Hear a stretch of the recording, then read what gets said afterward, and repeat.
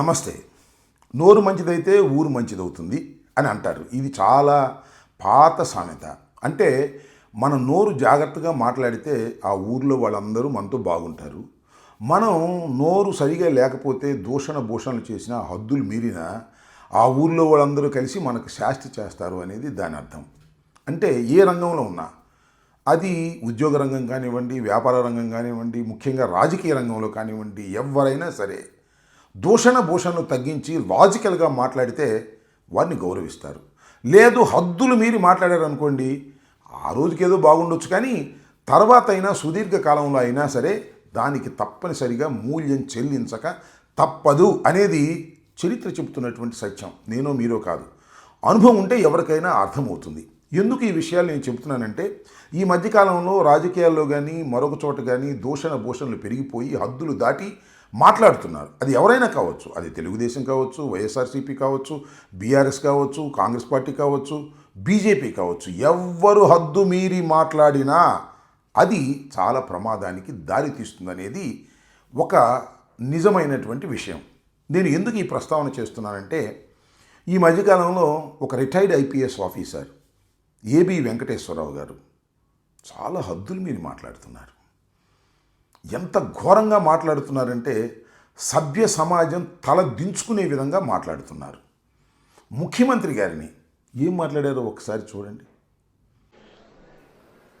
30వ తారీఖున ప్రమాణ స్వీకారం చేశాడు.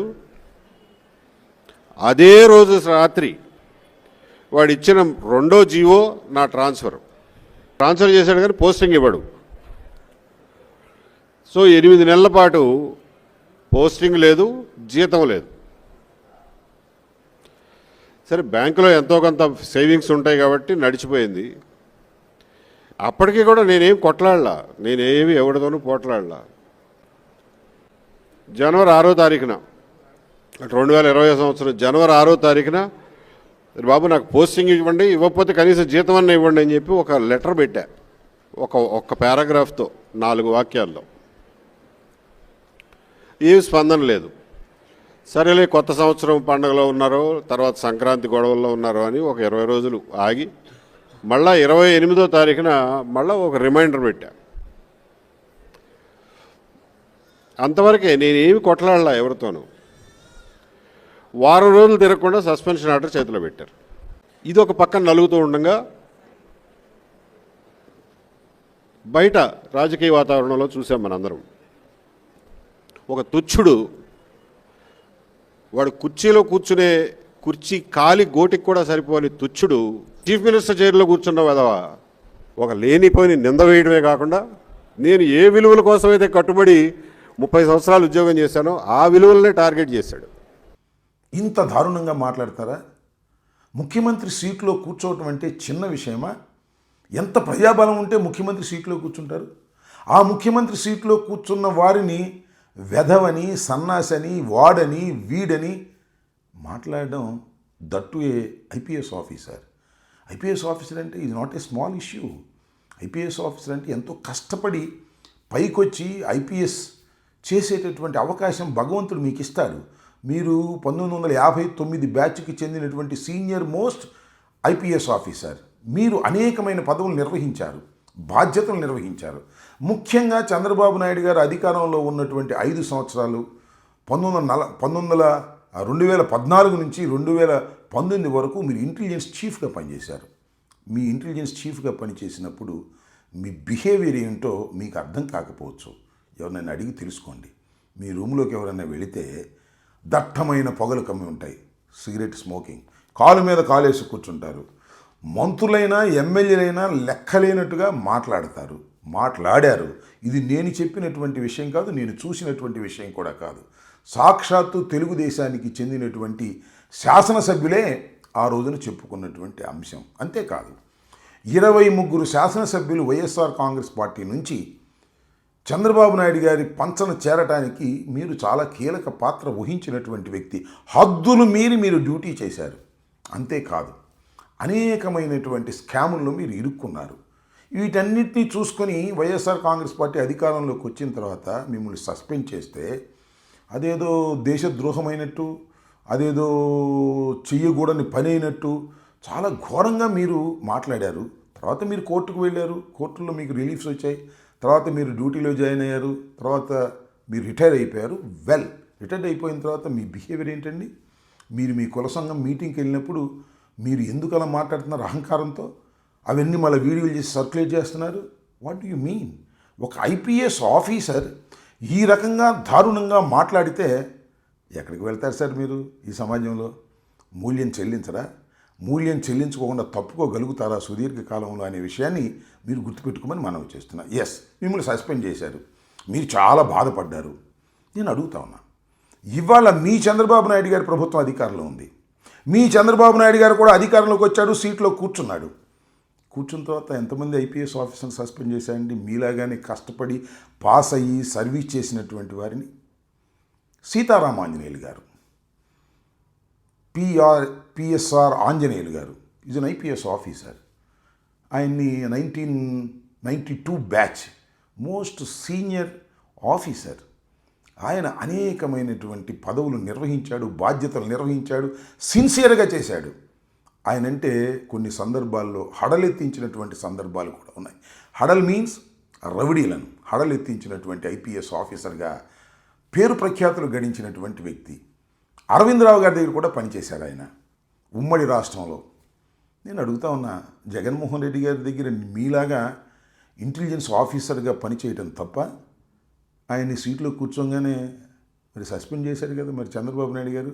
మరి ఆయన ఏమనాలి చెప్పండి? ఏబి వెంకటేశ్వరరావు గారు మీవాడు కాబట్టి ఆయన ఏమనరా? నాట్ ఓన్లీ సీతారామాంజనేయులు గారు, ఇంకా అదనంగా ఇంకా 3 ఆఫీసర్లు మీరు సస్పెండ్ చేశారు మీ ప్రభుత్వం అధికారంలోకి వచ్చిన తర్వాత, మీ చంద్రబాబు నాయుడు గారు ఆ సీట్లో కూర్చున్న తర్వాత. నేను అడుగుతా ఉన్నానండి, విశాల్ గున్ని ఐపీఎస్ ఆఫీసర్, కర్ణాటక చెందినటువంటి వ్యక్తి. 2010లో ఆయన ఐపీఎస్ సెలెక్ట్ అయ్యాడు. Is a very very nice officer. ఎందుకు చెప్తున్నానంటే గుంటూరు కూడా ఆయన ఎస్పీగా చేశారు, ఆయన్ని సస్పెండ్ చేశారు కదండి. దానికి ఏంటి మీ సమాధానం? అంతేకాదు రాణా, ఆయన పాపం తెలుగువాడు, కష్టపడి ఐపీఎస్ ఆఫీసర్గా వస్తే ఆయన్ని సస్పెండ్ చేశారు. అదేవిధంగా పివి సునీల్, ఆయన్ని సస్పెండ్ చేశారు. ఆయన 1993కు చెందినటువంటి ఐపీఎస్ ఆఫీసర్. ఆయన్ని అయితే దారుణంగా సస్పెండ్ చేశారు. 4 ఐపీఎస్ ఆఫీసర్లను సస్పెండ్ చేసినటువంటి ప్రభుత్వం ఇవాళ చంద్రబాబు నాయుడు గారు సీట్లో కూర్చోగానే వారందరినీ సస్పెండ్ చేశారు. మరి చంద్రబాబు నాయుడు గారిని ఏమనాలండి? ఏబి వెంకటేశ్వరరావు గారు, మీరు దాని గురించి మాట్లాడరా? మీ తోటి ఆఫీసర్లే కదా, మీతో పాటు కూడా పనిచేశారు కదా, వాళ్ళ గురించి కూడా మీకు తెలుసు కదా. They are all very clean officers. అయినా రాజకీయ కక్ష ఏంటంటే చంద్రబాబు నాయుడు గారిని అరెస్ట్ చేశారు కాబట్టి. ఎందుకు అరెస్ట్ చేశారండి? వీళ్ళు చెప్తే అరెస్ట్ అవుతారా? ఈ 4 పోలీస్ ఆఫీసర్లు అరెస్ట్ చేస్తారా?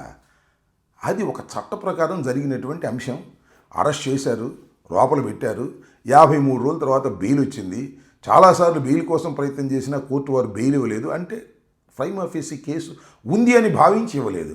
అందువల్ల కక్షగట్టి ఇవాళ చంద్రబాబు నాయుడు గారు ఇంతమందిని సస్పెండ్ చేసి కేసులు పెట్టి వాడిని అరెస్ట్ చేయాలని ప్రయత్నం చేస్తుంటే ఆ చంద్రబాబు నాయుడు గారు కూర్చున్నటువంటి సీటు పవిత్రమైందని, ఆయన చాలా గొప్పవాడని మీరు పొగడాలనే ప్రయత్నం చేస్తున్నారా? దీనికి మీరు మూల్యం చెల్లించక తప్పదు అని ఈ సందర్భంగా నేను చెప్పదలుచుకున్నాను. సరే, ఏబి వెంకటేశ్వరరావు గారు తెలుగువాడు, ఐపీఎస్ ఆఫీసరు. ఐపీఎస్ అంటే చిన్న విషయం కాదు.